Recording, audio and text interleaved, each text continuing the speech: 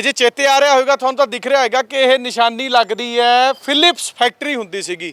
ਕਈ ਦਹਾਕੇ ਪਹਿਲਾਂ ਜਦੋਂ ਸਥਾਪਿਤ ਹੋਈ ਸੀ, ਕਈ ਘਰਾਂ ਦੇ ਵਿੱਚ ਰੌਸ਼ਨੀ ਕੀਤੀ, ਕਈਆਂ ਦੇ ਢਿੱਡ ਨੂੰ ਰੋਟੀ ਦਿੱਤੀ, ਪਰ ਅੱਜ ਸਥਿਤੀ ਬਿਲਕੁਲ ਉਲਟ ਹੈ।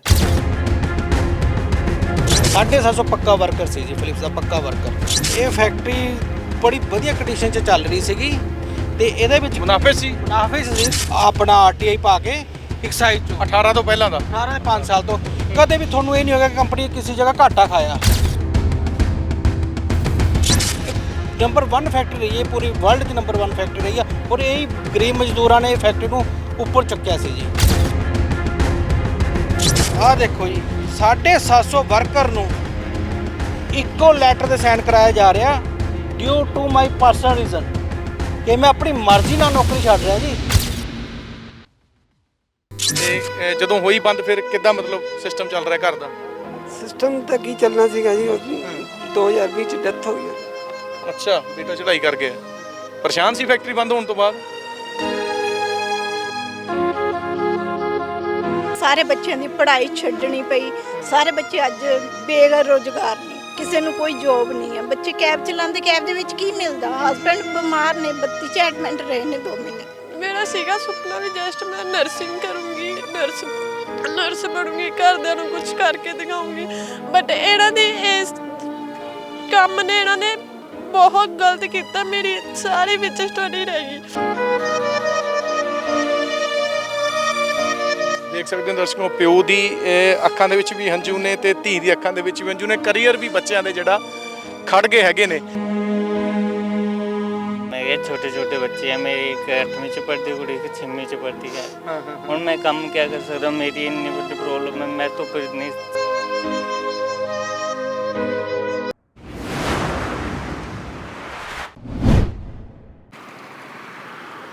ਸਤਿ ਸ਼੍ਰੀ ਅਕਾਲ, ਸਕਰੋਲ ਪੰਜਾਬ ਦੇਖਣ ਵਾਲਿਆਂ ਦਾ ਬਲਜੀਤ ਮਰਵਾਹਾ ਵੱਲੋਂ ਸਵਾਗਤ। ਸੋ ਅੱਜ ਦਰਸ਼ਕੋ ਅਸੀਂ ਤੁਹਾਨੂੰ ਇੱਕ ਅਜਿਹੀ ਖਬਰ ਦਿਖਾਉਣ ਜਾ ਰਹੇ ਹਾਂ ਜਿਹੜੀ ਹਰ ਉਸ ਸ਼ਖਸ ਨਾਲ ਜੁੜੀ ਹੈ ਜਿਹੜਾ ਨੌਕਰੀਸ਼ੁਦਾ ਹੈ, ਜਿਹੜਾ ਰੋਜ਼ਗਾਰ ਕਰਦਾ ਹੈ। ਬੱਚਾ ਜਦੋਂ ਪੈਦਾ ਹੁੰਦਾ ਹੈ, ਪੜ੍ਹਾਈ ਲਿਖਾਈ ਕਰਦਾ ਹੈ, ਵੱਡਾ ਹੁੰਦਾ ਹੈ, ਵੱਡਾ ਹੋ ਕੇ ਕਹਿੰਦਾ ਮੈਂ ਰੋਜ਼ਗਾਰ ਲਵਾਂ ਤੇ ਨੌਕਰੀ ਕਰਦਾ ਹੈ।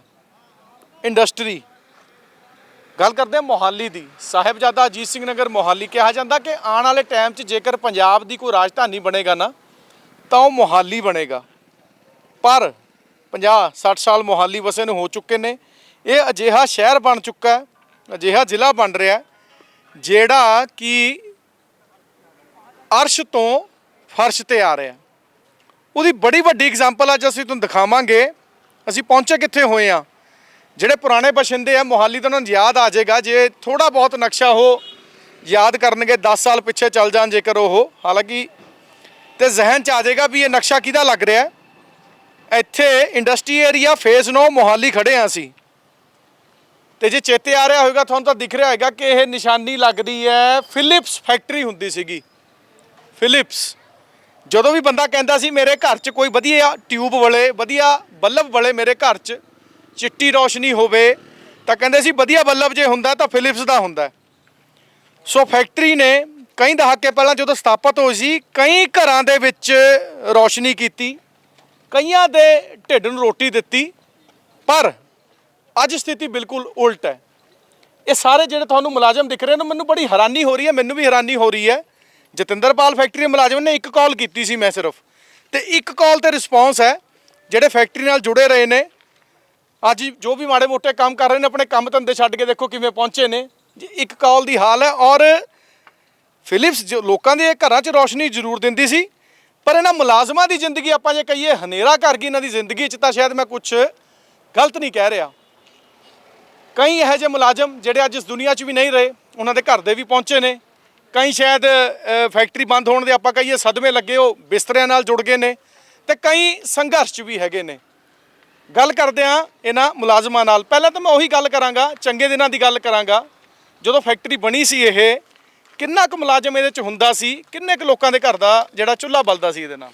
ਇੱਥੇ ਜੀ ਕਮ ਸੇ ਕਮ 1500 ਤੋਂ ਜ਼ਿਆਦਾ ਵਰਕਰ ਕੰਮ ਕਰਦੇ ਸੀ ਜੀ, ਜਿਹਦੇ ਵਿੱਚ 750 ਪੱਕੇ ਇੰਪਲਾਈ ਸੀ ਪੱਕੇ। ਬਾਕੀ ਸੀਗੇ ਕੈਜੂਅਲ 10-10 ਸਾਲ ਤੋਂ ਨੌਕਰੀਆਂ ਕਰ ਰਹੇ ਸੀ, ਪਰ ਉਹ ਇਹਨਾਂ ਨੇ ਕਿਸੇ ਵੀ ਚਾਲ ਪੱਕੇ ਨਹੀਂ ਹੋਣ ਦਿੱਤੇ। ਹਰ ਸਾਲ ਨਵਾਂ ਕੰਟਰੈਕਟ ਕਰ ਦਿੰਦੇ ਸੀ। 750 ਪੱਕਾ ਵਰਕਰ ਸੀ ਜੀ, ਫਿਲਿਪਸ ਦਾ ਪੱਕਾ ਵਰਕਰ। ਅੱਛਾ, ਜਦੋਂ ਇਹ ਬੰਦ ਹੋਈ ਹੈ ਕਿੰਨਾ ਚਿਰ ਹੋ ਗਿਆ ਇਹਨੂੰ ਹੁਣ ਹੋਈ ਨੂੰ? ਇਹ ਜੀ 4/9/2018 ਵਿੱਚ ਇਹਨੂੰ ਬੰਦ ਕਰ ਦਿੱਤਾ ਗਿਆ ਇੱਕਦਮ ਹੀ। 4 ਸਾਲ ਹੋ ਗਏ ਮਤਲਬ। ਹਾਂਜੀ।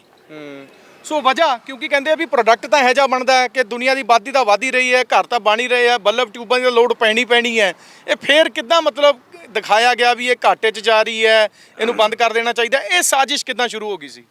ਇਹ ਜੀ ਮੈਂ ਤੁਹਾਡੇ ਥਰੂ ਆਪਣੇ ਸੀਐਮ ਸਾਹਿਬ ਨੂੰ ਗੱਲ ਦੱਸਣਾ ਚਾਹੁੰਦਾ, ਔਰ ਇਹ ਮੇਰੀ ਗੱਲ ਸੀਐਮ ਸਾਹਿਬ ਔਰ ਜਿੰਨੇ ਵੀ ਸਾਡੇ ਆਪ ਪਾਰਟੀ ਦੇ ਐਮਐਲਏ ਆ, ਹਰ ਇੱਕ ਮੇਰੀ ਗੱਲ ਦੀ ਇੱਕ ਪੁਆਇੰਟ ਨਾਲ ਮੈਂ ਵਿਸਤਾਰਪੂਰਵਕ ਦੱਸਾਂਗਾ ਕਿ ਫੈਕਟਰੀ ਕਿਸ ਤਰ੍ਹਾਂ ਬੰਦ ਹੋਈ ਹੈ ਜੀ। ਸਭ ਤੋਂ ਪਹਿਲਾਂ ਜੀ ਇਹ ਫੈਕਟਰੀ ਬੜੀ ਵਧੀਆ ਕੰਡੀਸ਼ਨ 'ਚ ਚੱਲ ਰਹੀ ਸੀਗੀ ਤੇ ਇਹਦੇ ਵਿੱਚ ਮੁਨਾਫੇ ਸੀ? ਮੁਨਾਫੇ ਸੀ। ਤੁਸੀਂ ਇਹਦੇ ਪਿਛਲੇ 5 ਸਾਲ ਦਾ ਰਿਕਾਰਡ ਕਰਾ ਲਓ ਆਪਣਾ ਆਰਟੀਆਈ ਪਾ ਕੇ ਐਕਸਾਈਜ਼ ਚੋਂ 18 ਤੋਂ ਪਹਿਲਾਂ ਦਾ। 18 ਦੇ 5 ਸਾਲ ਤੋਂ ਕਦੇ ਵੀ ਤੁਹਾਨੂੰ ਇਹ ਨਹੀਂ ਹੋਗਾ ਕਿ ਕੰਪਨੀ ਕਿਸੇ ਜਗ੍ਹਾ ਘਾਟਾ ਖਾਇਆ। ਇਹ ਨੰਬਰ 1 ਫੈਕਟਰੀ ਰਹੀ ਹੈ, ਪੂਰੀ ਵਰਲਡ 'ਚ ਨੰਬਰ 1 ਫੈਕਟਰੀ ਰਹੀ ਆ, ਔਰ ਇਹ ਹੀ ਗਰੀਬ ਮਜ਼ਦੂਰਾਂ ਨੇ ਇਹ ਫੈਕਟਰੀ ਨੂੰ ਉੱਪਰ ਚੱਕਿਆ ਸੀ ਜੀ। 5 ਸਾਲ ਦੀ ਤੁਸੀਂ ਕਢਾਓ, ਉਹਦੇ ਵਿੱਚ ਦੇਖੋਗੇ ਬਹੁਤ ਪਿੱਛੇ ਜਾਣ ਦੀ ਲੋੜ ਨਹੀਂ ਮਤਲਬ। ਹਾਂਜੀ ਹਾਂਜੀ ਹਾਂਜੀ। ਅੱਛਾ। ਤੇ ਜੀ ਇਹਨਾਂ ਨੇ ਕੀ ਕੀਤਾ, ਕਹਿਣ ਲੱਗੇ ਕਿ ਜੀ ਉਹਦੇ ਜੋ ਇਹਨਾਂ ਨੇ ਇਹਦੇ ਪਲਾਟ ਦੀ ਕੀਮਤ ਹੋ ਗਈ ਅਰਬਾਂ ਖਰਬਾਂ 'ਚ। ਤੇ ਇਹਨਾਂ ਨੂੰ ਫਿਰ ਇਹ ਵਰਕਰ ਲੱਗ ਗਿਆ ਚੁਭਣ ਤੇ ਇਹਨਾਂ ਨੇ ਦਿਮਾਗ ਲਗਾਇਆ ਕਿ ਅਸੀਂ ਫੈਕਟਰੀ ਕਿੱਦਾਂ ਬੰਦ ਕਰੀਏ। ਤੇ ਇਹਦੇ ਵਿੱਚ ਇਹਨਾਂ ਨੂੰ ਲੈਣੀ ਪੈਣੀ ਸੀ ਪਰਮਿਸ਼ਨ। ਪਰਮਿਸ਼ਨ ਸਿਰਫ 3 ਗੱਲਾਂ ਤੇ ਮਿਲਣੀ ਸੀਗੀ। ਇੱਕ ਤਾਂ ਤੁਹਾਡੀ ਫੈਕਟਰੀ ਘਾਟੇ 'ਚ ਜਾਰੀ ਹੋਵੇ, ਸਿੱਖ ਯੂਨਿਟ ਜਿਹਨੂੰ ਕਹਿੰਦੇ ਆ। ਹਾਂਜੀ। ਜਾਂ ਫਿਰ ਕੋਈ ਹੜ੍ਹ ਆ ਗਿਆ ਹੋਵੇ ਜਾਂ ਕੋਈ ਭੁਚਾਲ ਆ ਗਿਆ ਕਿ ਤਬਾਹ ਹੋ ਜਾਵੇ। ਦੂਜਾ ਕਰ ਤੀਜਾਂ ਦਾ ਜੇ ਆਪਾਂ 2 ਭਾਈ ਆਪਸ ਵਿੱਚ ਸਾਡੀ ਨਾ ਬਣੇ। ਇਹ ਤਿੰਨੋਂ ਚੀਜ਼ਾਂ ਇਹਨਾਂ ਤੋਂ ਨਹੀਂ ਸੀ ਹੋ ਰਹੀਆਂ। 2 ਭਾਈਆਂ ਵਾਲਾ ਜਿੱਦਾਂ ਰਣਵੈਕਸੀ ਦਾ ਹਾਲ ਹੋਇਆ, 2 ਭਾਈ ਲੜ ਪਏ ਸੀ। ਹਾਂਜੀ, ਫਿਰ ਆਪਾਂ ਸਿੱਖ ਯੂਨਿਟ ਕਰ ਸਕਦੇ ਆ। ਇੱਥੇ ਜੀ ਇੱਕ ਬਹੁਤ ਸੋਚ ਸਮਝ ਕੇ ਚਾਲ ਚੱਲੀ ਹੈ ਲੇਬਰ ਡਿਪਾਰਟਮੈਂਟ ਨਾਲ। ਮੈਂ ਸ਼ਰੇਆਮ ਮੋਨਾਪੁਰੀ ਜੋ ਡਿਪਟੀ ਲੇਬਰ ਕਮਿਸ਼ਨਰ ਇਸ ਟਾਈਮ ਉਹਦੀ ਗੱਲ ਕਰ ਰਿਹਾ, ਸ਼ਰੇਆਮ ਕਰ ਰਿਹਾ ਜੀ। ਉਹਨਾਂ ਨੇ ਇਸ ਨੂੰ ਚਾਲ ਦੱਸੀ ਮੈਨੇਜਮੈਂਟ ਨੂੰ ਮਿਲ ਕੇ ਕਿ ਤੁਸੀਂ ਇਦਾਂ ਕਰੋ, ਕਿਸੇ ਤਰੀਕੇ ਨਾਲ 100 ਤੋਂ ਘੱਟ ਵਰਕਰ ਲਿਆਓ ਕੰਪਨੀ 'ਚ, ਰੈਗੂਲਰ 100 ਤੋਂ ਘੱਟ, 1500 ਤੋਂ 100 ਤੋਂ ਥੱਲੇ ਆ ਜਾਓ। ਹਾਂਜੀ, ਕਿ ਉਸ ਤੋਂ ਬਾਅਦ 100 ਤੋਂ ਹੋ ਗਈ, ਤੁਹਾਨੂੰ ਗਵਰਨਮੈਂਟ ਤੋਂ ਪਰਮਿਸ਼ਨ ਲੈਣ ਦੀ ਲੋੜ ਨਹੀਂ ਪੈਣੀ ਤੇ ਆਪਾਂ ਇਹਨੂੰ ਬੰਦ ਕਰ ਸਕਦੇ ਹਾਂ। ਇਸ ਚਾਲ ਦੇ ਅੰਗੇਜ਼ ਫੇਰ ਚੱਲਿਆ ਜੀ, ਔਰ ਤਾਂਡਵ ਚੱਲਿਆ, ਤਾਂਡਵ ਜਿਹਨੂੰ ਕਹਿੰਦੇ ਆ। ਕਿੱਦਾਂ ਵਰਕਰ ਕੱਢਿਆ, ਮੈਂ ਇੱਕ ਚੀਜ਼ ਦਿਖਾਊਂਗਾ। ਇਹ ਪਕੜੋ ਜੀ, ਆਹ ਦੇਖੋ ਜੀ, 750 ਵਰਕਰ ਨੂੰ ਇੱਕੋ ਲੈਟਰ ਤੇ ਸਾਈਨ ਕਰਾਇਆ ਜਾ ਰਿਹਾ, due to my personal reason, ਕਿ ਮੈਂ ਆਪਣੀ ਮਰਜ਼ੀ ਨਾਲ ਨੌਕਰੀ ਛੱਡ ਰਿਹਾ ਜੀ। ਅੱਛਾ। ਮੈਂ ਆਪਣੀ ਮਰਜ਼ੀ ਨਾਲ ਫਿਲਿਪਸ ਦੀ ਮੋਹਾਲੀ ਵਰਗੇ ਸ਼ਹਿਰ 'ਚੋਂ ਨੌਕਰੀ ਛੱਡ ਰਿਹਾ ਮੈਂ ਜੀ। ਮਤਲਬ ਵਜ੍ਹਾ ਕੋਈ ਨਹੀਂ? ਵਜ੍ਹਾ ਕੁਛ ਨਹੀਂ। ਆ ਦੇਖੋ ਬੰਦੇ ਦਾ ਅੰਗੂਠਾ ਲੱਗਿਆ ਹੋਇਆ, ਉਹਦੇ ਆ ਜਿਹੜੇ ਇਹ ਵੀ ਮੈਨੇਜਮੈਂਟ ਨੇ ਭਰਿਆ ਕਦੋਂ ਕੀ ਆ। ਆ ਦੇਖੋ ਸਾਰਾ ਕੁਝ। ਇੱਕ ਅਨਪੜ੍ਹ ਬੰਦੇ ਨੂੰ ਮਤਲਬ ਕੁਝ ਦਿੱਤਾ ਸੀ, ਵੀਆਰਐਸ ਮਿਲੀ ਸੀ, ਕੁਝ ਦਿੱਤਾ ਗਿਆ ਸੀ? ਇਹਨਾਂ ਨੇ ਜੀ ਧੱਕੇ ਨਾਲ 10 ਲੱਖ ਰੁਪਇਆ ਪਾ ਦਿੱਤਾ, ਧੱਕੇ ਨਾਲ ਆਪਣੇ ਉਹਦੇ ਵਿੱਚ ਮੁਲਾਜ਼ਮਾਂ ਦੇ ਵਿੱਚ। ਜਦ ਕਿ ਕੋਈ ਫਿਲਿਪਸ ਵਰਗੀ ਇੰਨੀ ਵਧੀਆ ਨੌਕਰੀ 'ਚ 10 ਲੱਖ ਕੀ ਹੁੰਦਾ। ਲੋਕਾਂ ਦੇ ਉਰੇ ਬੱਚੇ ਪੜ੍ਹ ਰਹੇ ਸੀਗੇ ਤੇ ਆਪਣਾ ਰੈਂਟ ਤੇ ਆਪਣੀ ਕਿਸ਼ਤਾਂ ਚਾਰੀ ਮਕਾਨ ਦੀਆਂ। ਔਰ ਕੋਈ ਵਿਚਾਰਾ ਕੋਈ ਇਹਦਾ ਮੇਰਾ ਜਿਵੇਂ ਫਰੈਂਡ ਆ, ਇਹਦੀ ਬੇਟੀ ਮੈਡੀਕਲ ਕਰ ਰਹੀ ਸੀਗੀ, ਉਹਨੂੰ ਵਿੱਚ ਹਟਾਉਣਾ ਪੈ ਗਿਆ। ਮੈਡੀਕਲ ਦੇ ਵਿੱਚੋਂ ਜਦੋਂ ਪੈਸੇ 10 ਲੱਖ 'ਚ ਕੀ ਮਿਲਦਾ ਜੀ। ਬਸ ਕਿਹੜੇ ਨੇ ਉਹ ਜਿਨ੍ਹਾਂ ਦੀ ਬੇਟੀ ਮੈਡੀਕਲ ਕਰ ਰਹੀ ਸੀ? ਚਲੋ ਕਰਦੇ ਆਂ, ਚਲੋ ਮੈਂ ਦੱਸ ਦਿਆਂ ਜੋ ਨੇ। ਠੀਕ ਹੈ। ਤੇ ਇਦਾਂ ਦੇ ਸੈਂਕੜਾ ਕੇਸ ਆ ਜੀ ਜਿਹੜੇ ਇਹਨਾਂ ਨੇ ਵਰਕਰਾਂ ਦੀ ਜ਼ਿੰਦਗੀ ਖਰਾਬ ਹੋਈ ਆ। ਉਸ ਤੋਂ ਬਾਅਦ ਜੀ ਦੇਖੋ, ਜਦੋਂ ਇਹ ਕਹਿ ਰਿਹਾ ਜੀ ਕਿ ਸਾਡੀ ਯੂਨੀਅਨ ਨਾਲ ਡਿਸਕਸ ਹੋਈ ਆ ਕਿ ਫੈਕਟਰੀ ਬੰਦ ਕਰਨ ਵਾਲੇ, ਕੋਈ ਯੂਨੀਅਨ ਨਾਲ ਐਗਰੀਮੈਂਟ ਨਹੀਂ, ਕੋਈ ਮਤਾ ਪਾਸ ਨਹੀਂ ਹੋਇਆ। ਸਾਹਮਣੇ ਖੜਿਆ, ਕਿਸੇ ਨੂੰ ਪੁੱਛੋ ਕੋਈ ਮਤਾ ਪਾਸ ਹੋਇਆ? ਕੋਈ ਮਤਾ ਪਾਸ ਨਹੀਂ ਹੋਇਆ। ਬਸ ਇਹਨਾਂ ਦਾ ਟਾਰਗੇਟ ਸੀ ਕਿ ਇਸ ਇੱਥੇ ਸਾਈਨ ਕਰਵਾਉਣੇ ਆ। ਇਹਦੇ ਬਾਅਦੋਂ ਫਿਰ ਦੇਖੋ ਜੀ ਕੀ ਚਾਲਾਂ ਚੱਲੀਆਂ। ਚੋਰੀ ਦੇ ਇਲਜ਼ਾਮ ਲਗਾਏ ਗਏ। ਉਹਦੀਆਂ ਇਹ ਮੁੰਡਾ ਜੀ, ਇਹਨੂੰ ਬਿਠਾ ਕੇ ਕਮਰੇ 'ਚ ਅੰਦਰੋਂ ਕੁੰਡੀ ਲਾ ਕੇ ਇਹਨੂੰ ਕੋਰੇ ਕਾਗਜ਼ ਤੇ ਸਾਈਨ ਕਰਾਇਆ ਗਿਆ। ਐਸਐਸਪੀ ਦੀ ਕੰਪਲੇਂਟ ਆ ਸਾਡੇ ਕੋਲ ਜੋ ਇਸ ਦੀ ਸੀਗੀ। ਮਤਲਬ ਕੀ ਤੁਹਾਨੂੰ ਨੌਕਰੀ ਕੱਢਣ ਜਾਣ ਦੀ ਤਿਆਰੀ ਸੀ? ਹੋਇਆ ਕੀ ਸੀ ਉਦੋਂ? ਮੈਂ ਡਿਊਟੀ ਤੇ ਕੰਮ ਕਰ ਰਿਹਾ ਸੀ। ਮੈਨੂੰ ਐਸਕੇ ਸਾਗਰ ਹੈ ਜਿਹੜਾ ਮੈਨੇਜਰ ਸੀ, ਉਹਨੇ ਆਪਣਾ ਟਾਈਮ ਆਫਿਸ ਵਾਲਾ ਬੰਦਾ ਭੇਜਿਆ, ਕਹਿੰਦੇ ਵੀ ਫਲਾਣੇ ਬੰਦੇ ਨੂੰ ਲੈ ਕੇ ਆ, ਮਨਜੀਤ ਸਿੰਘ ਨੂੰ। ਤੁਹਾਡਾ ਨਾਮ? ਹਾਂਜੀ। ਤੇ ਮੈਨੂੰ ਬੁਲਾ ਲਿਆ ਗੇਟ ਤੇ। ਮੈਂ ਕਿਹਾ ਜੀ ਹਾਂਜੀ ਸਰ ਦੱਸੋ ਜੀ। ਕਹਿੰਦੇ ਤੂੰ ਕੇਸ ਪਾਇਆ? ਮੈਂ ਕਿਹਾ ਜੀ ਹਾਂਜੀ ਕੇਸ ਪਾਇਆ ਹੋਇਆ। ਕਹਿੰਦੇ ਨਹੀਂ ਤੈਨੂੰ ਸੌਰੀ ਮੰਗਣੀ ਪੈਣੀ ਹੈ, ਵੀ ਕੇਸ ਬੰਦ ਕਰਨਾ ਪੈਣਾ। ਮੈਂ ਕਿਹਾ ਨਹੀਂ ਜੀ ਕੇਸ ਤਾਂ ਚੱਲੂਗਾ ਜੀ। ਇਹਨਾਂ ਨੇ ਕਿਆ ਕਰਿਆ ਜੀ, ਮੈਨੂੰ ਟਾਈਮ ਆਫਿਸ 'ਚ ਬਿਠਾ ਕੇ ਕੁੰਡੀ ਲਗਾ ਕੇ 2 ਆਪਣੇ ਹੋਰ ਖੜਾ ਕੇ ਸੁਪਰਵਾਈਜ਼ਰ ਤੇ ਮੇਰੇ ਤੋਂ ਕਹਿੰਦੇ ਇਸ ਤੇ ਸਾਈਨ ਕਰ ਕੋਰੇ ਕਾਗਜ਼ ਤੇ। ਮੈਂ ਕਿਹਾ ਜੀ ਮੈਂ ਨਹੀਂ ਕਰੂੰਗਾ। ਕਹਿੰਦੇ ਨਹੀਂ ਤੈਨੂੰ ਆਪਾਂ ਹੁਣੇ ਕੱਢ ਦੂੰਗੇ, ਤੇਰੇ ਨਾਲ ਇਹ ਕਰ ਦੂੰਗੇ, ਤੈਨੂੰ ਮਾਰ ਦੂੰਗੇ, ਫਲਾਣਾ। ਜੀ ਗੁੰਡਾਈ ਸੀ, ਗੁੰਡਾਈ ਪੂਰੀ ਇਹਨਾਂ ਨੇ ਮਤਲਬ ਕਿ ਪੂਰਾ ਦਹਿਸ਼ਤ ਫੈਲਾਈ ਹੋਈ ਸੀ ਇਹਨਾਂ ਨੇ ਫੈਕਟਰੀ ਦੇ ਅੰਦਰ। ਹਰ ਇੱਕ ਬੰਦੇ ਨੂੰ ਡਰਾ ਕੇ ਧਮਕਾ ਕੇ ਇਹਨਾਂ ਨੇ ਸਾਈਨ ਕਰਵਾਏ। ਮੈਨੂੰ ਕਹਿੰਦੇ ਸਾਈਨ ਕਰ, ਮੈਂ ਹੁਣ ਡਰ ਗਿਆ, ਮੈਂ ਵੀ ਆਪਣੇ ਬੱਚਿਆਂ ਦੀ ਖਾਤਰ ਸਾਈਨ ਕਰਤੇ। ਇਹਨਾਂ ਨੇ ਲਿਖਤਾ ਜੀ ਇਹ ਕੇਸ ਵਾਪਸ ਲੈ ਰਿਹਾ ਜੀ, ਫਲਾਣਾ ਟਿੰਗਣਾ। ਮੈਂ ਕਿਹਾ ਮੈਂ ਇਹ ਚੀਜ਼ ਨਹੀਂ ਲਿਖਣੀ, ਤੁਸੀਂ ਲਿਖੀ ਜਾਓ। ਮੈਂ ਕਿਹਾ ਮੈਂ ਅੱਗੇ ਜਾ ਕੇ ਕੰਪਲੇਂਟ ਕਰੂੰਗਾ। ਹਾਂ ਮੈਂ ਨਹੀਂ ਮੰਨਦਾ। ਮੈਂ ਜਾ ਕੇ ਐਸਐਸਪੀ ਨੂੰ ਕੰਪਲੇਂਟ ਪਾਈ, ਮੇਰੇ ਨਾਲ ਭਾਜੀ ਗਏ ਸੀ ਤੇ ਮੇਰੀ ਇਸ ਕੰਪਲੇਂਟ ਤੇ ਵੀ ਕੋਈ ਕਾਰਵਾਈ ਨਹੀਂ ਹੋਈ। ਬਸ ਉਹੀ ਲੱਲੇ ਪੱਪੇ ਜੇ ਦੇ ਕੇ ਚਲੋ ਜੀ ਠੰਡੇ ਚ ਪਾਤਾ ਇਹਨਾਂ ਨੇ। ਕੋਈ ਸੁਣਵਾਈ ਨਹੀਂ ਹੋਈ ਕੰਪਲੇਂਟ ਦੀ। ਅੱਜ ਵੀ ਸਾਡੇ ਕੋਲ ਪਈ ਹੋਏ ਸਾਰੇ ਪ੍ਰੂਫ ਪਏ ਹੋਏ ਆਪਣੇ ਕੋਲ। ਸੋ ਜਿਹੜਾ ਹੈਗਾ ਦਰਦ ਮੁਲਾਜ਼ਮਾਂ ਦਾ ਸਾਹਮਣੇ ਆ ਰਿਹਾ। ਕੁਝ ਜਿਹੜੇ ਹੈਗੇ ਨੇ ਮੁਲਾਜ਼ਮ ਕੰਮ ਕਰਦੇ ਰਹੇ, ਉਹਨਾਂ ਦੇ ਘਰ ਦੇ ਮਹਿਲਾ ਮੈਂਬਰ ਵੀ ਨੇ, ਕੁਝ ਆਪ ਵੀ ਨੌਕਰੀ ਕਰਦੇ ਰਹੇ ਹੋਣੇ। ਤੁਸੀਂ ਆਪ ਨੌਕਰੀ ਕਰਦੇ ਜਾਂ ਤੁਹਾਡੇ ਘਰ ਦੇ? ਨਹੀਂ ਜੀ, ਮੇਰੇ ਹਸਬੰਡ ਜੌਬ ਕਰਦੇ ਸੀ। ਅੱਛਾ, ਤੇ ਹੁਣ ਹੈਗੇ ਆ? ਨਹੀਂ ਜੀ, ਉਹ ਐਕਸਪਾਇਰ ਹੋ ਗਿਆ ਜੀ 6 ਅਪ੍ਰੈਲ ਨੂੰ। ਅੱਛਾ, ਇਸੇ ਸਾਲ? ਹਾਂਜੀ। ਅੱਛਾ, ਤੇ ਜਦੋਂ 2018 ਚ ਫੈਕਟਰੀ ਬੰਦ ਹੋ ਗਈ ਸੀ, ਹਾਂਜੀ, ਘਰ ਦੇ ਵਿੱਚ ਦਿੱਕਤਾਂ ਆ ਗਈਆਂ ਸੀ? ਬਹੁਤ ਦਿੱਕਤਾਂ ਆਈਆਂ ਜੀ, ਬਹੁਤ ਔਕੜਾਂ ਸਾਨੂੰ ਸਹਿਣੀਆਂ ਪਈਆਂ ਜੀ, ਬਹੁਤ ਜ਼ਿਆਦਾ। ਬਹੁਤ ਹਸਬੰਡ ਮੇਰੇ ਕਾਫੀ ਟੈਨਸ਼ਨ ਦੇ ਵਿੱਚ ਰਹੇ ਆ ਤੇ ਕਾਫੀ ਉਹ ਡਿਪਰੈਸ਼ਨ ਵਿੱਚ ਵੀ ਚਲੇ ਗਏ ਸੀਗੇ ਜੀ। ਤੇ ਪਰ ਬਹੁਤ ਔਖਾ ਟਾਈਮ ਅਸੀਂ ਕੱਢਿਆ। ਫਿਰ ਉਹਨਾਂ ਨੂੰ ਇੱਥੇ 32 ਹਸਪੀਟਲ ਦੇ ਵਿੱਚ ਜੌਬ ਮਿਲ ਗਈ ਸੀ, ਪਰ ਉਹ ਰਿਲੀਵਰ ਤੇ ਰੱਖਿਆ ਸੀ ਉਹਨਾਂ ਨੇ। ਜਿਸ ਤਰ੍ਹਾਂ ਕੋਈ ਬੰਦਾ ਛੁੱਟੀ ਕਰਕੇ ਜਾਏਗਾ ਉਹਦੀ ਜਗ੍ਹਾ ਤੇ ਰੱਖਿਆ ਸੀ ਜੀ ਉਹਨਾਂ ਨੂੰ। ਅੱਛਾ, ਉਹ ਪੱਕਾ ਕੰਮ ਨਹੀਂ ਮਿਲਿਆ ਨਹੀਂ, ਮਤਲਬ? ਪੱਕਾ ਕੰਮ ਨਹੀਂ ਮਿਲਿਆ ਜੀ, ਬਹੁਤ ਔਖਾ ਕੱਟਿਆ ਸੀ। ਉਹਨਾਂ ਦਾ ਸਿਰਫ 7000 ਜਾਂ 8000 ਇੰਨੇ ਤੱਕ ਹੀ ਇਨਕਮ ਬਣਦੀ ਸੀ ਜੀ। ਅੱਛਾ, ਤੇ ਇੱਥੇ ਜਦੋਂ ਨੌਕਰੀ ਕਰਦੇ ਸੀ ਉਦੋਂ ਕਿੰਨੀ ਸੀ ਤਨਖਾਹ? ਉਦੋਂ ਉਹਨਾਂ ਦੀ ਹੈਗੀ ਸੀ ਜੀ 21-22 ਤੱਕ ਹੈਗੀ ਸੀ। ਬਾਕੀ ਮੈਨੂੰ ਇੰਨਾ ਐਸਟੀਮੇਟ, ਖਰਚਾ ਚੱਲਦਾ ਸੀ ਠੀਕ ਕਰਦਾ? ਗੁਜ਼ਾਰਾ ਹੋ ਹੀ ਜਾਂਦਾ ਸੀ ਜੀ, ਸਾਡਾ ਗੁਜ਼ਾਰਾ ਹੋ ਹੀ ਜਾਂਦਾ ਸੀਗਾ। ਤੇ ਹੁਣ ਆ ਕੇ ਅਸੀਂ ਬਹੁਤ ਪਰੇਸ਼ਾਨ ਹੋ ਗਏ ਸੀਗੇ। ਤੇ ਉਹਨਾਂ ਨੂੰ ਐਨੀ ਟੈਨਸ਼ਨ, ਜਦੋਂ ਉਹਨਾਂ ਨੂੰ ਇਹਨਾਂ ਨੇ ਧੱਕੇ ਨਾਲ ਪੈਸਾ ਦਿੱਤਾ ਗਿਆ ਹੈਗਾ, ਘਰੇ ਆਏ ਨੇ ਬੁੱਕੇ ਲੈ ਕੇ, ਬੁੱਕੇ ਦਿੱਤਾ ਹੋਇਆ ਸੀ ਇਹਨਾਂ ਨੂੰ, ਹੱਥ ਵਿੱਚ ਫੜਾਇਆ ਹੋਇਆ ਸੀ, ਤੇ ਘਰ ਆ ਕੇ ਉਹਨਾਂ ਨੇ ਬੁੱਕੇ ਇੱਕਦਮ ਬਾਹਰ ਸੁੱਟਿਆ। ਤੇ ਉਹਨਾਂ ਨੇ ਬੋਲਿਆ, ਕਹਿੰਦੇ ਕਿ ਵੀ ਮੇਰੇ ਨਾਲ ਅੱਜ ਬਹੁਤ, ਮੇਰੇ ਨਾਲ ਕੀ, ਸਾਡੇ ਸਾਰੇ EMPLOYEES ਦੇ ਨਾਲ ਬਹੁਤ ਧੋਖਾਧੜੀ ਹੋਈ ਹੈ। ਦੁਖੀ ਸੀ ਮਤਲਬ? ਬਹੁਤ ਜ਼ਿਆਦਾ ਦੁਖੀ ਸੀ, ਬਹੁਤ ਜ਼ਿਆਦਾ ਟੈਨਸ਼ਨ ਵਿੱਚ ਸੀਗੇ ਜੀ, ਬਹੁਤ ਪਰੇਸ਼ਾਨ ਸੀ ਜੀ। ਤੇ ਤੁਹਾਡੇ ਵੀ ਘਰ ਦੇ ਨੌਕਰੀ ਕਰਦੇ, ਤੁਸੀਂ ਕਰਦੇ? ਹਾਂਜੀ, ਘਰ ਦੇ ਨੌਕਰੀ ਕਰਦੇ ਨੇ। ਅੱਛਾ, ਹਾਂਜੀ। ਕੀ ਦਿੱਕਤਾਂ ਆਈਆਂ ਜਦੋਂ ਬੰਦ ਹੋਈ ਫੈਕਟਰੀ? ਦਿੱਕਤਾਂ ਤਾਂ ਸਰ ਬਹੁਤ ਆਈਆਂ, ਕਿਉਂਕਿ ਬੱਚੇ ਪੜ੍ਹਦੇ ਸੀ, ਸਾਰੇ ਬੱਚਿਆਂ ਦੀ ਪੜ੍ਹਾਈ ਛੱਡਣੀ ਪਈ। ਸਾਰੇ ਬੱਚੇ ਅੱਜ ਬੇਰੁਜ਼ਗਾਰ ਨੇ, ਕਿਸੇ ਨੂੰ ਕੋਈ ਜੋਬ ਨਹੀਂ ਹੈ। ਬੱਚੇ ਕੈਬ ਚਲਾਉਂਦੇ, ਕੈਬ ਦੇ ਵਿੱਚ ਕੀ ਮਿਲਦਾ? ਹਸਬੈਂਡ ਬਿਮਾਰ ਨੇ, 32 ਚ ਐਡਮਿਟ ਰਹੇ ਨੇ 2 ਮਹੀਨੇ। ਇਹਨਾਂ ਨੇ ਇੰਨੀਆਂ ਦਿੱਕਤਾਂ ਆਈਆਂ ਸਾਨੂੰ ਕਿ ਤੁਸੀਂ ਪੁੱਛੋ ਨਾ। ਬੇਟੀ ਹੈ, ਮੈਡੀਕਲ ਦੀ ਪੜ੍ਹਾਈ ਛਡਾਤੀ। ਅੱਛਾ, ਮੈਡੀਕਲ ਪੜ੍ਹ ਰਹੇ ਸੀ? ਅੱਛਾ, ਕਿੰਨੀ ਕੁ ਹੋ ਚੁੱਕੀ ਸੀ ਬੇਟਾ ਪੜ੍ਹਾਈ? ਸਰ ਮੈਡੀਕਲ ਕੰਪਲੀਟ ਸੀਗਾ, ਜਸਟ ਅੱਗੇ ਕਾਲਜ ਐਡਮਿਸ਼ਨ ਲੈਣੀ ਸੀ।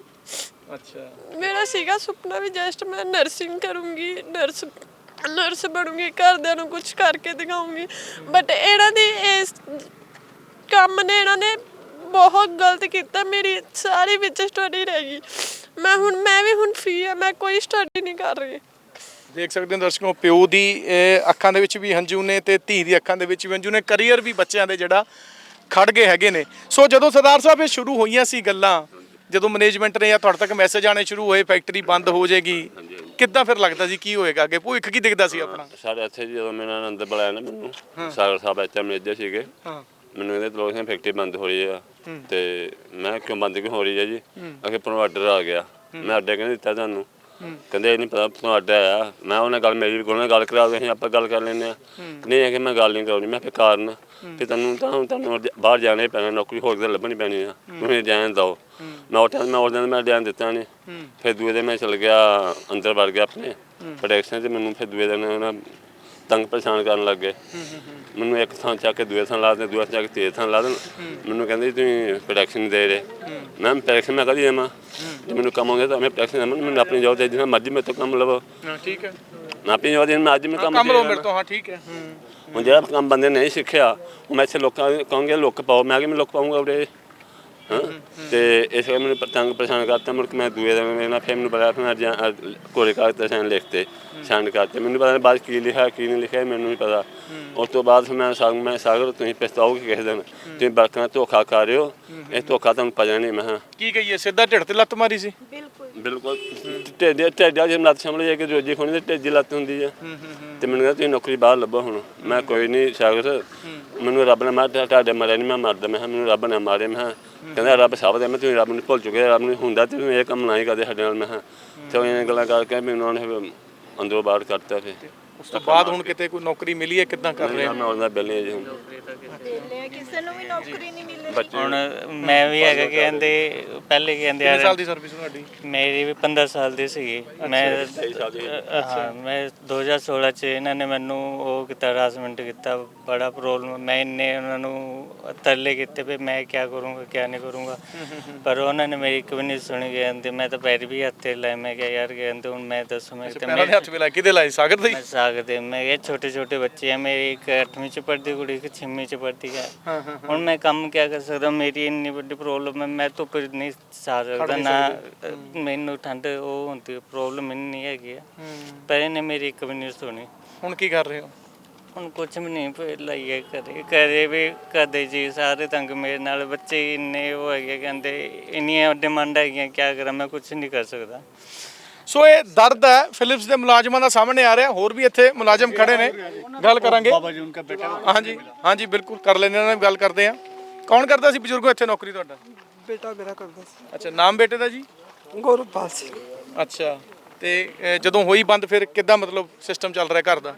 ਸਿਸਟਮ ਤਾਂ ਕੀ ਚੱਲਣਾ ਸੀਗਾ ਜੀ, 2020 ਚ ਡੈਥ ਹੋ ਗਈ ਉਹਦੀ। ਅੱਛਾ, ਬੇਟਾ ਚੜਾਈ ਕਰ ਗਿਆ। ਪਰੇਸ਼ਾਨ ਸੀ ਫੈਕਟਰੀ ਬੰਦ ਹੋਣ ਤੋਂ ਬਾਅਦ? ਬਹੁਤ ਜ਼ਿਆਦਾ ਪਰੇਸ਼ਾਨ ਸੀਗਾ। ਸੋ ਸਾਡਾ ਸਹਾਰਾ ਹੀ ਉਹ ਸੀ, ਹੋਰ ਕੋਈ ਹੈ ਨਹੀਂ ਸਾਡਾ। ਕੋਈ ਦੋ ਮੀਆਂ ਬੀਬੀ ਹੈਗੇ ਸਾਡਾ, ਹੋਰ ਕੋਈ ਨਹੀਂ। ਉਹਦੇ ਸਿਰ ਤੇ ਬੈਠੇ ਸੀ ਅਸੀਂ। ਉਹ ਵੀ ਸਹਾਰਾ ਦਿੰਦੇ ਆ। ਸੋ ਇਹ ਦਰਦ ਹੈ ਜਿਹੜਾ ਸਾਹਮਣੇ ਆ ਰਿਹਾ ਕਿ ਬੰਦ ਜ਼ਰੂਰ ਹੋਗੀ। ਗੱਲ ਇਹੀ ਹੈ ਕਿ ਭਾਵੇਂ ਤੁਸੀਂ 10-10 ਲੱਖ ਰੁਪਇਆ ਦੇ ਵੀ ਦਿੱਤਾ ਹੋਵੇ, ਪਰ 10 ਲੱਖ ਰੁਪਏ ਨਾਲ ਕੀ ਤੁਸੀਂ ਕਹਿ ਸਕਦੇ ਹੋ ਕਿ ਇੱਕ ਬੰਦਾ ਆਪਣੀ ਘਰਵਾਲੀ ਦਾ, ਬੱਚਿਆਂ ਦਾ ਖਰਚਾ, ਮਾਪਿਆਂ ਦਾ ਚੱਕ ਸਕਦਾ? ਨਹੀਂ ਚੱਕ ਸਕਦਾ।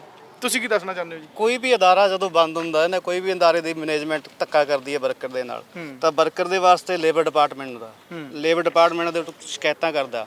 ਸਾਡੀ ਯੂਨੀਅਨ ਨੇ 2016 ਦੇ ਵਿੱਚ ਲੇਬਰ ਡਿਪਾਰਟਮੈਂਟ ਦੇ ਕੋਲ ਸ਼ਿਕਾਇਤ ਕੀਤੀ ਵੀ ਸਾਡੇ ਵਰਕਰ ਦੇ ਨਾਲ ਇੱਥੇ ਧੱਕਾ ਕੀਤਾ ਜਾ ਰਿਹਾ, ਸਾਡੇ ਵਰਕਰ ਨੂੰ ਫੋਰਸਰੀ BRS ਦਿੱਤੀ ਜਾ ਰਹੀ ਆ, ਜ਼ਬਰਦਸਤੀ ਉਹਨਾਂ ਤੇ ਕੱਢਣ ਦਾ ਕੰਮ ਕੱਢਣ ਦਾ ਕੰਮ ਕੀਤਾ ਜਾਂਦਾ। ਉਹਨਾਂ ਨੇ ਲੇਬਰ ਡਿਪਾਰਟਮੈਂਟ ਨੇ 2016 ਦੇ ਵਿੱਚ ਇੱਕ ਐਪਲੀਕੇਸ਼ਨ ਦਿੱਤੀ, 2017 ਦੇ ਵਿੱਚ ਐਪਲੀਕੇਸ਼ਨ ਦਿੱਤੀ।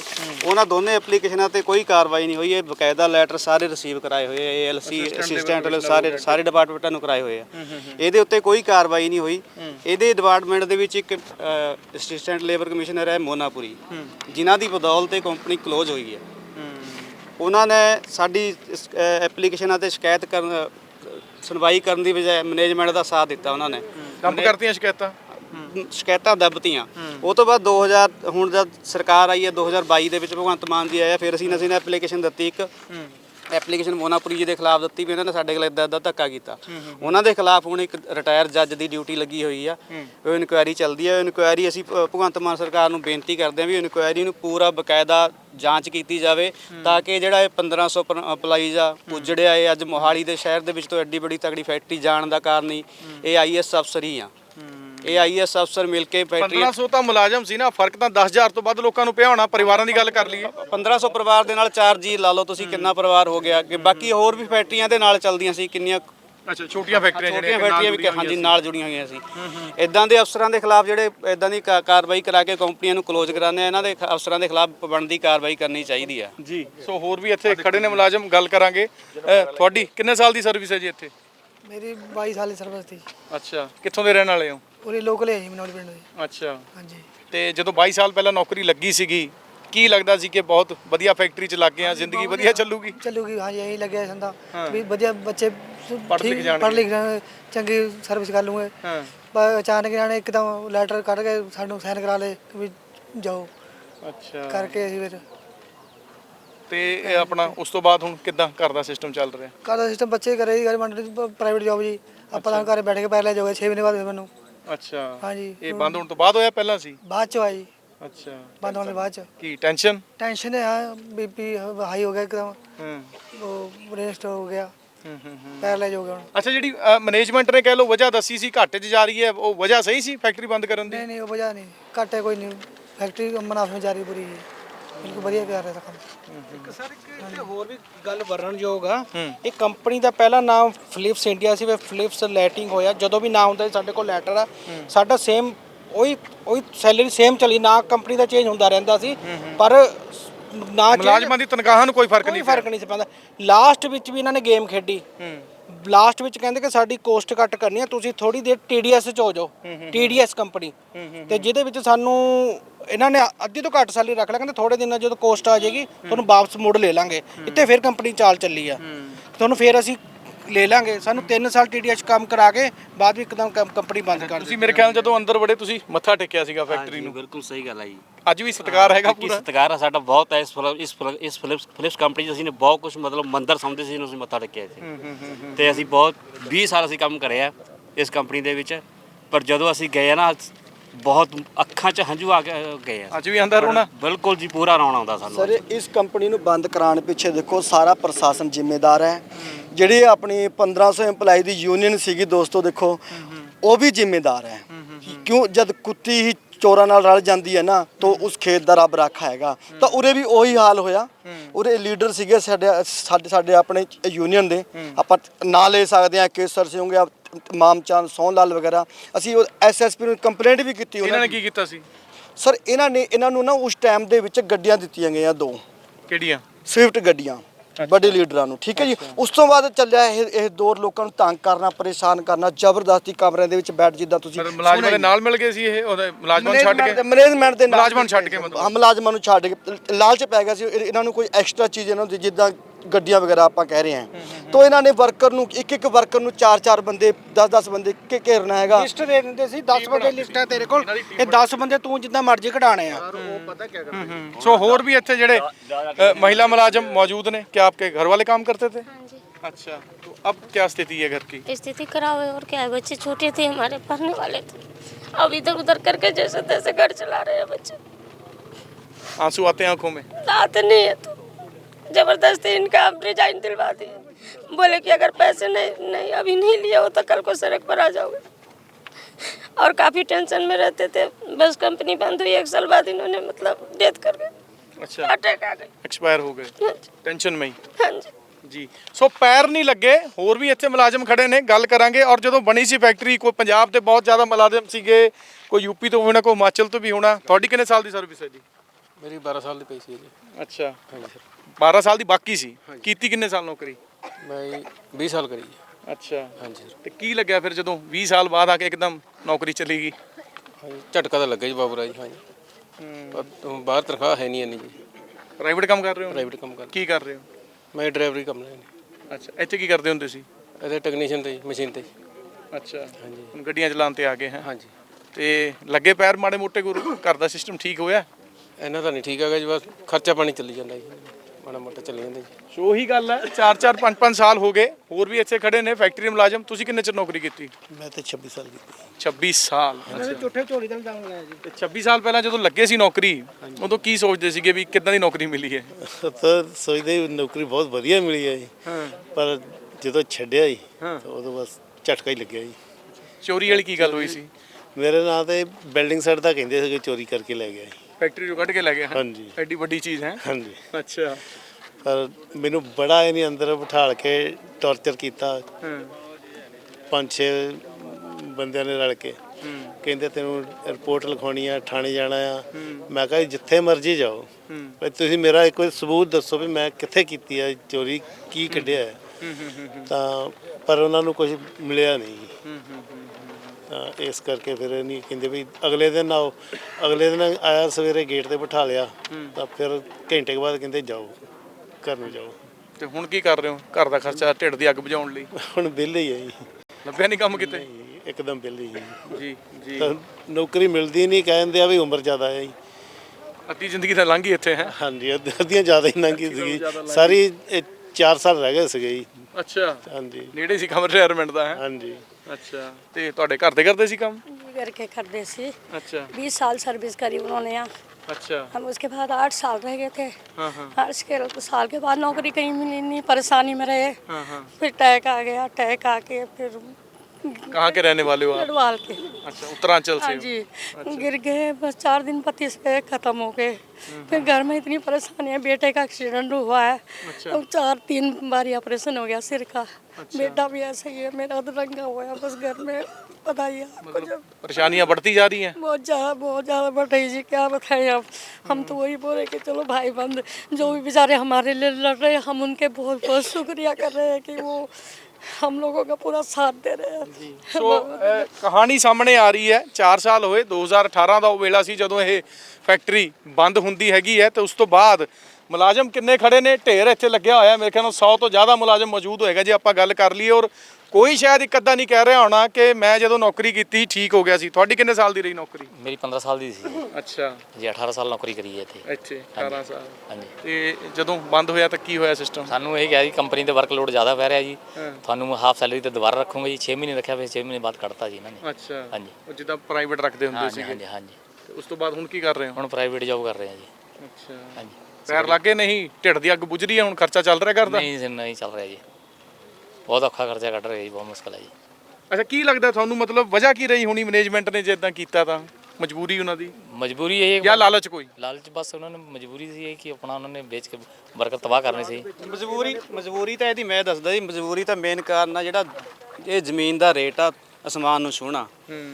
ਜ਼ਮੀਨ ਦਾ ਰੇਟ ਆ ਜਿਹੜਾ ਅਸਮਾਨ ਨੂੰ ਛੂਹਣ ਲੱਗ ਗਿਆ ਸੀ।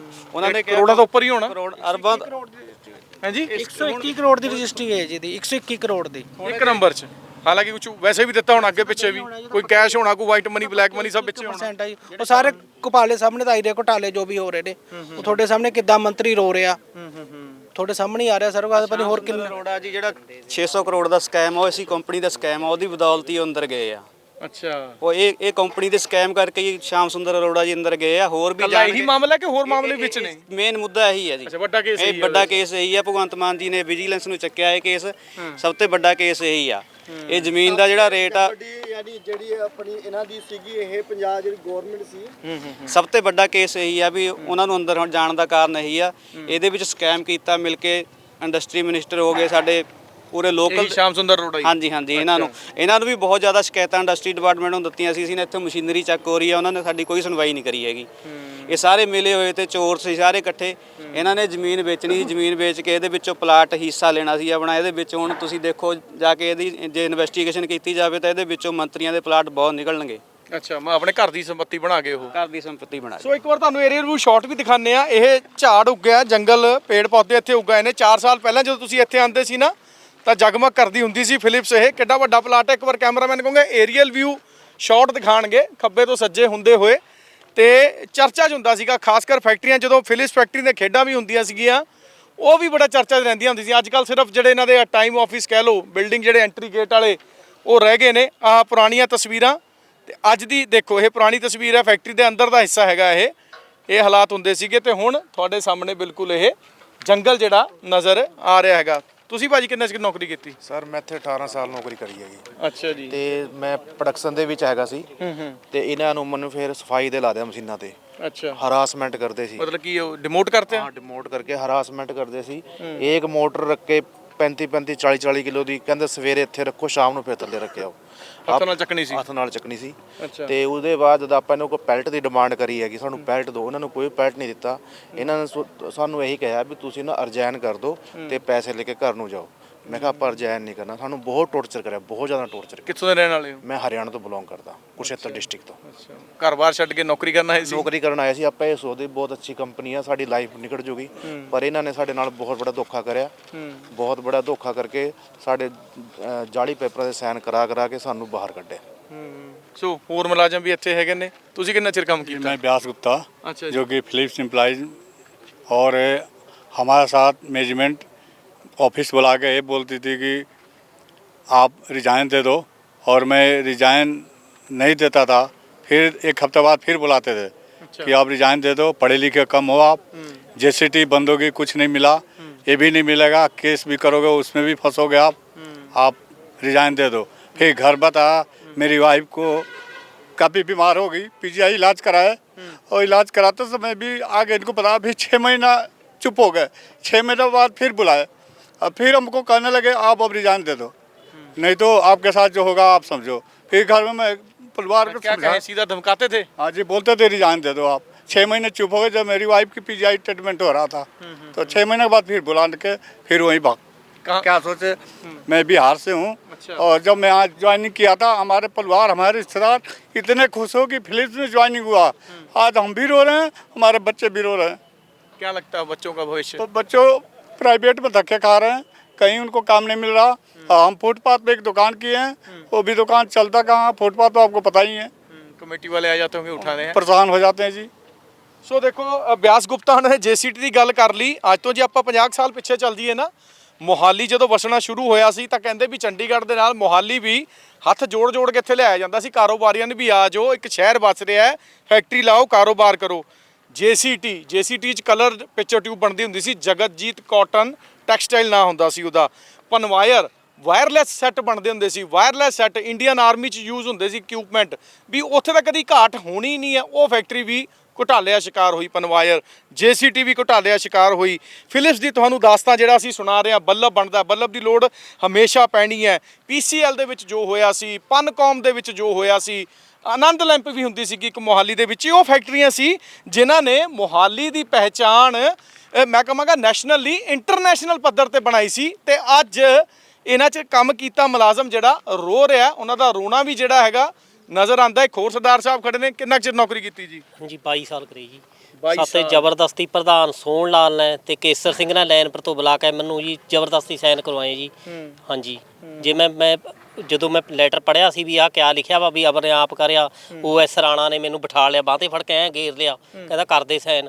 OS ਰਾਣਾ ਹੁੰਦਾ ਤਾਂ ਫਿਰ ਮੈਨੂੰ ਮਜਬੂਰੀ ਮੈਂ ਕਰਨੇ ਪਏ ਜੀ। ਕਿਆ ਮਤਲਬ ਦਬਾਅ ਪਾਉਂਦੇ ਤੇ? ਹਾਂਜੀ ਦਬਾਅ ਪਾਇਆ ਤਾ ਜੀ।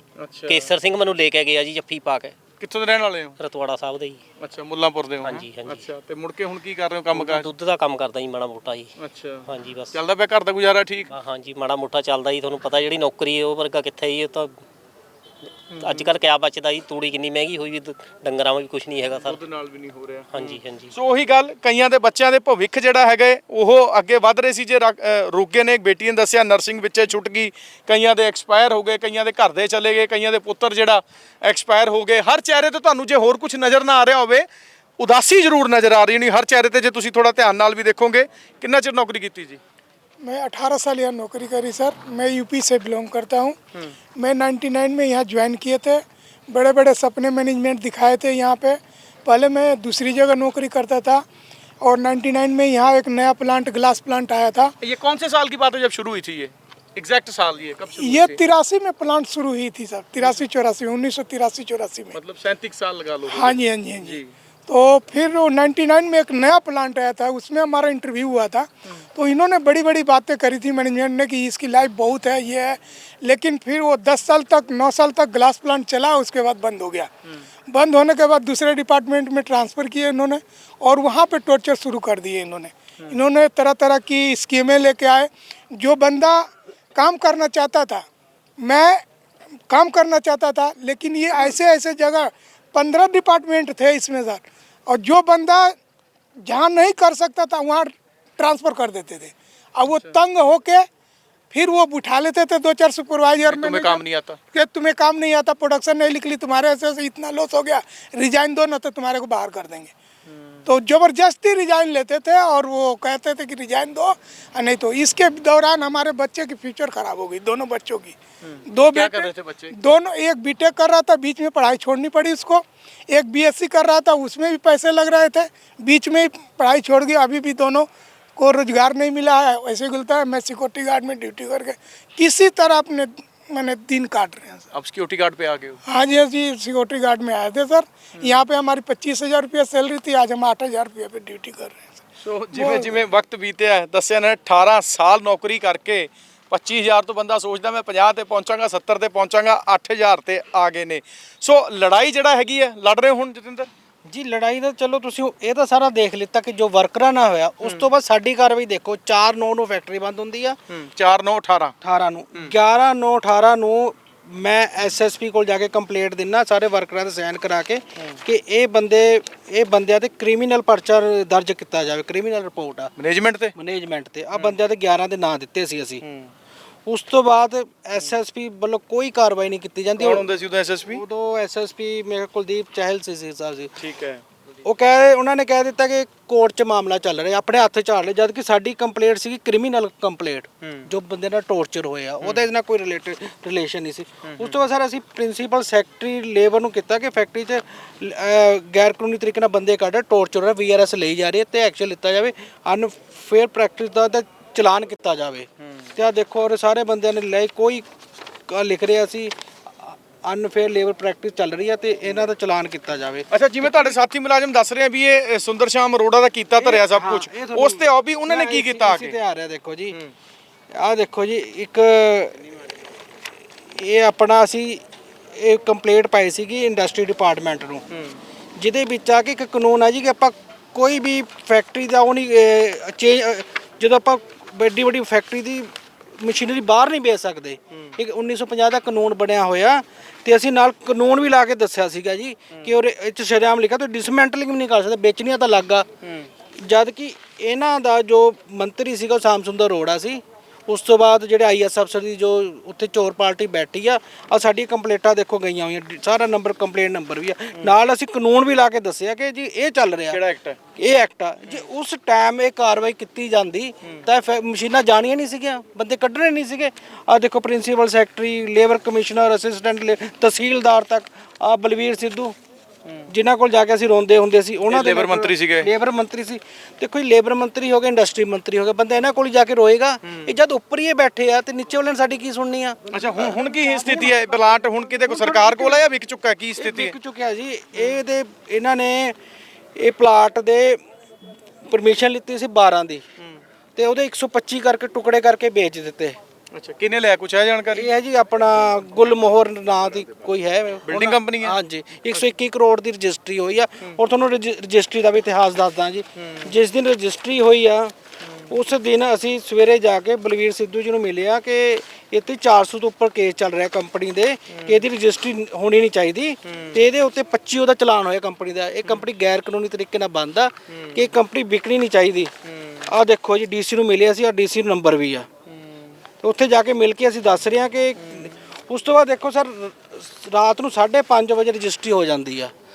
ਹਾਂਜੀ, ਸਾਨੂੰ ਡੀਸੀ ਵੀ ਸਾਨੂੰ ਤਸੱਲੀ ਦਿੰਦਾ, ਐਸਡੀਐਮ ਵੀ ਦਿੰਦਾ, ਤਹਿਸੀਲਦਾਰ ਵੀ, ਕਿ ਤੁਹਾਨੂੰ ਜਦੋਂ ਵੀ ਰਜਿਸਟਰੀ ਹੋਏਗੀ ਕੰਪਲੀਟ ਕੀਤੀ ਤੁਹਾਨੂੰ ਬੁਲਾਇਆ ਜਾਵੇਗਾ। ਅਗਲੇ ਦਿਨ ਅਸੀਂ ਜਾਣੇ ਕਹਿੰਦੇ ਉੱਤੇ ਰਜਿਸਟਰੀ ਵੀ ਹੋ ਗਈ। ਜੇ ਵੀ ਦੱਸਿਆ ਕਿ ਕਿਸੇ ਮੰਤਰੀ ਦੇ ਕਹਿਣ ਤੇ ਰਜਿਸਟਰੀ ਹੋਈ ਆ। ਅਗਲੇ ਦਿਨ ਅਸੀਂ ਗਏ, ਡੀਸੀ ਦਾ ਛੁੱਟੀ ਤੇ ਚਲਾ ਗਿਆ, ਐਸਡੀਐਮ ਨੇ ਮਿਸਬਿਹੇਵ ਕੀਤਾ ਸਾਡੇ ਨਾਲ, ਤਹਿਸੀਲਦਾਰ ਨੇ ਸਾਡੇ ਨਾਲ ਗੱਲ ਨਹੀਂ ਕੀਤੀ।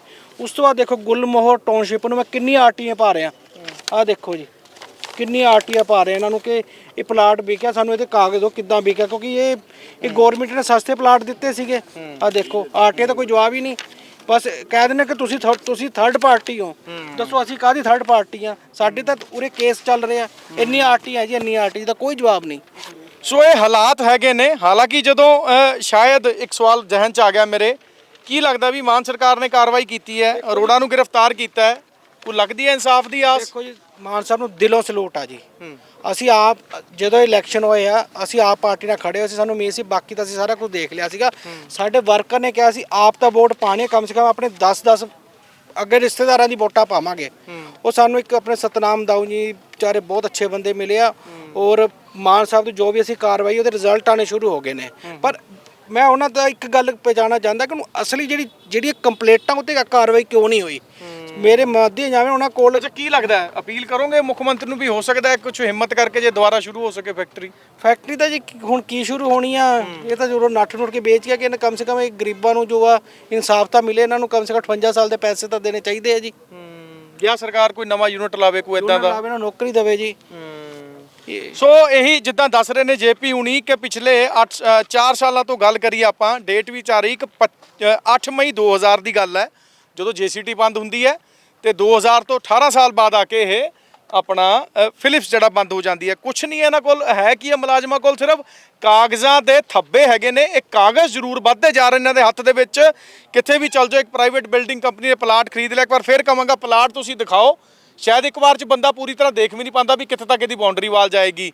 ਔਰ ਤਸਵੀਰਾਂ 'ਚ ਅਸੀਂ ਤੁਹਾਨੂੰ ਦਿਖਾਇਆ ਬਿਲਕੁਲ ਅੱਜ ਇੱਕ ਇਹ ਮੈਦਾਨ ਕਹਿ ਲਓ, ਗਰਾਊਂਡ ਬਣਿਆ ਹੋਇਆ ਤੇ ਇੱਕ ਨਿੱਜੀ ਬਿਲਡਿੰਗ ਕੰਪਨੀ ਦੇ ਹੱਥ ਵਿੱਚ ਆ ਚੁੱਕਿਆ। ਸੋ ਮੁਲਾਜ਼ਮ ਜਿਹੜੇ ਹੈਗੇ ਨੇ ਕੁਝ ਨਹੀਂ ਮੰਗ ਰਹੇ, ਸਿਰਫ 2 ਚੀਜ਼ਾਂ ਮੰਗ ਰਹੇ ਨੇ ਕਿ ਜੇਕਰ ਤੁਸੀਂ ਸਾਨੂੰ ਦੇ ਸਕਦੇ ਹੋ ਤਾਂ ਇੱਕ ਰੋਜ਼ਗਾਰ ਤੇ ਦੂਜਾ ਇਨਸਾਫ। ਮਾਨ ਸਰਕਾਰ ਕਦੋਂ ਇਹਨਾਂ 2 ਮੈਂ ਮੰਗਾਂ ਨਹੀਂ ਕਵਾਂਗਾ, ਜ਼ਰੂਰਤਾਂ ਵੱਲ ਧਿਆਨ ਰਹਿੰਦੀ ਹੈ। 2027 ਤੱਕ ਟਾਈਮ ਹੈਗਾ ਮਾਨ ਸਰਕਾਰ ਕੋਲ। ਸਭ ਨੂੰ, ਖਾਸ ਕਰ ਫਿਲਿਪਸ ਦੇ ਮੁਲਾਜ਼ਮਾਂ ਨੂੰ ਇਹਦਾ ਇੰਤਜ਼ਾਰ ਹੈ। ਵਿਜੇ ਮੋਹਨ ਦੇ ਨਾਲ ਬਲਜੀਤ ਮਰਵਾਹਾ, ਸਕਰੋਲ ਪੰਜਾਬ, ਮੋਹਾਲੀ।